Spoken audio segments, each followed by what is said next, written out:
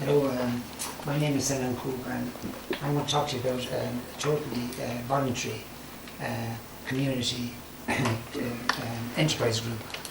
And it all started back in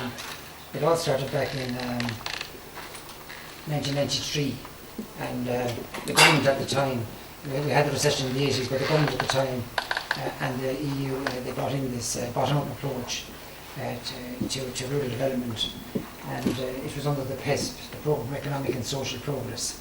It was a social an agreement between the government and all the main stakeholders, and PESP brought in under its wing. It brought in the LEADER programme and the County Enterprise programme, and they were there to help communities, to grant aid communities, support communities, to look at themselves from the bottom up and see what they could do themselves to create enterprise and create jobs. And we're really, even though we have an integrated approach to rural economic development, this is all about, it originally started off to create jobs, but we had three pillars. We had economic, social and environment. They were the three pillars from which we worked under. And the reason why we worked under them, I suppose, is that we had experts in those areas who were prepared to volunteer their time to see what they could do with the resources that were available to them in their own community. So we started off in 1993, and we spent a lot of time at our mission statement, which is relevant today, and maybe more relevant today than it was then, which was to develop our community socially, economically, culturally, by harnessing the talents of our people and the resources available. We have our logo, which is a dolmen, which is in the parish of Dunhill, and which represents resilience and history and heritage and longevity. And then we have our logo, our motto was, and we spent a lot of time at this, there's no limit to what can be achieved by a community working together. So there we're set up, we spent 16 weeks in a training course, talking about how we could do, and these were developed during that time. But this is about a story about a totally voluntary organisation, voluntary boards of directors, people with significant expertise, given their time. This is something that the government are looking at the moment now, and seeing that the government are trying to get much more from the same or less, and they're looking at now social enterprise in a big way, which is much more advanced in the UK and in Europe than it is in Ireland. Even though Ireland is very suited to it because it has an old history of community and volunteerism across charities, social, sports, every kind of every sector, but we are a long way behind Europe, and a long way behind. We're fairly behind Wales as well. This is our.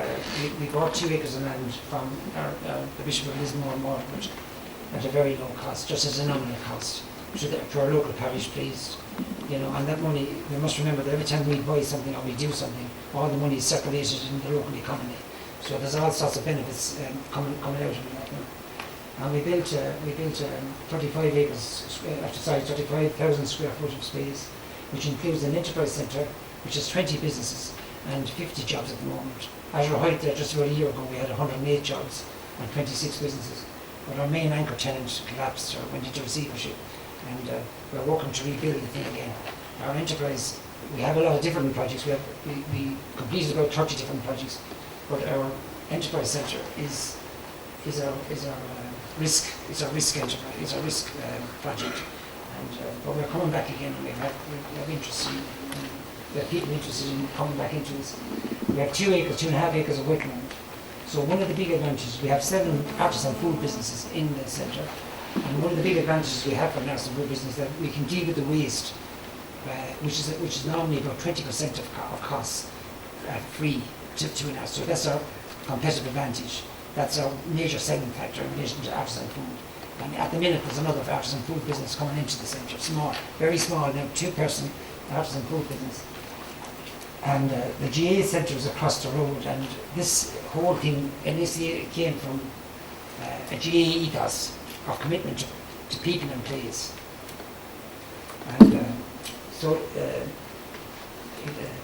was going to say now that, so the 2.5 acres wetlands, we have now in total 11.5 acres, with 2.5 acres, in wetlands. And we have an eco-cert from the County Council. Some of the Speaker, Anna Sullivan, who's there, has been working hard with us achieve this eco-cert and to maintain this eco-cert.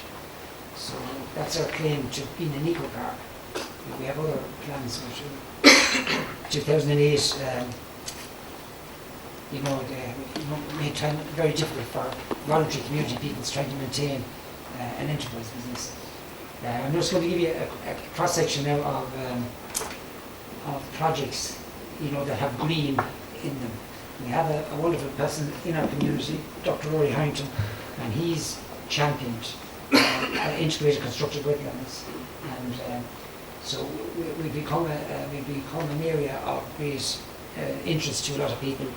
And just recently we had about 9 officials from the Beijing government from China over, and they were looking at wetlands in London, and then they came to Ireland, and of course the contact was Rory Harrington, so they spent time down with us, and they were extremely interested in it, in the wetlands concept. Just recently, 2 weeks ago, we had an international wetlands conference in a very small rural area, and we had people from Sweden, and we had from the UK, and we had them from all over Ireland, and it was an excellent conference. Well, we've developed here a walkway from the village of Dunhill down to the castle, and it's called the Anne Valley Walkway and Wildlife Sanctuary. And it's a superb development of it's about 2.3 kilometres, and linking the village to the castle has great significance in the area, because the castle is a very important site, heritage site. And in that castle, because we get to it later, the name Power originated from the castle in 1174. The first Baron of Dunhill was Baron McQuair, who was a Norman, and the castle was attacked by Cromwell and was knocked.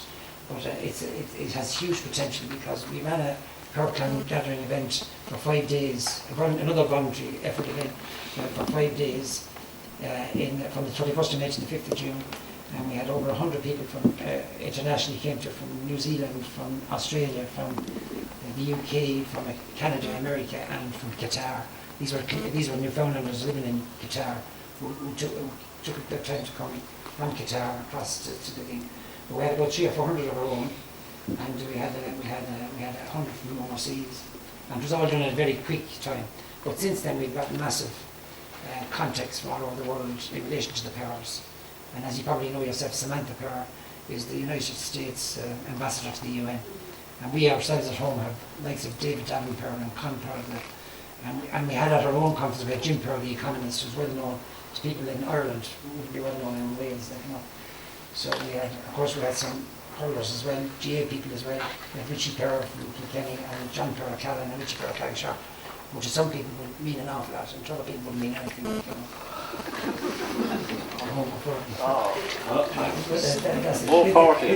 This is Fenner Bog in wintertime, and this was a 32-acre bog, which was built to be used as a dump in about 1998, and it was purchased by DFBA and by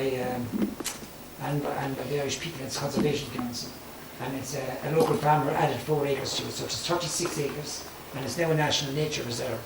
And it's a superb centre, education centre, come leisure centre, or come tourism centre. This is Dunhill Castle, and these are one of the wetlands around. There are 16 wetlands in the area, and Rory has, since 1993, has persuaded, cajoled, encouraged, incentivised 16 farmers, 14 farmers, and we have wetlands in the village, and we have wetlands over in our own eco park. Most of this was done voluntary, but got some grant aid from the leader and from maybe from the Office of Public Works, I think. This here is the Copper Coast, and we are in the Copper Coast, and the Copper Coast was set up by DFBA. DFBA is done in Fenner, Bolster and Lansdowne. It's 4 built-up areas in the one parish with different kind of traditions. So to make it an inclusive, which one of the things we want to be inclusive, we had to name the 4 places in the one heading, So DFBA is the parish of Dunhill Fenner, which is it names Lansdowne is a Church of Ireland village, Bolster is a fishing village, Dunhill is inland, and Fenner is a little bit inland. So they're 4 separate places, but the board is representative of those 4 places. And since 1993, that board has remained representative, even if people resigned. We had to replace them with people from the different areas. So the Copper Coast is from Fenner to Stradbally. The headquarters of the Copper Coast is in Dunhill, and it's a fabulous place to go down and see the headquarters, and you get a great reception down there. It's a Church of Ireland, an old Church of Ireland that was turned into a headquarters, and it's well worthwhile going down to see and visit and meet. And Waterford is a very undersold area, coastline, so there's huge potential in the Copper Coast, and there's plans to extend it to the Cumber Mountains.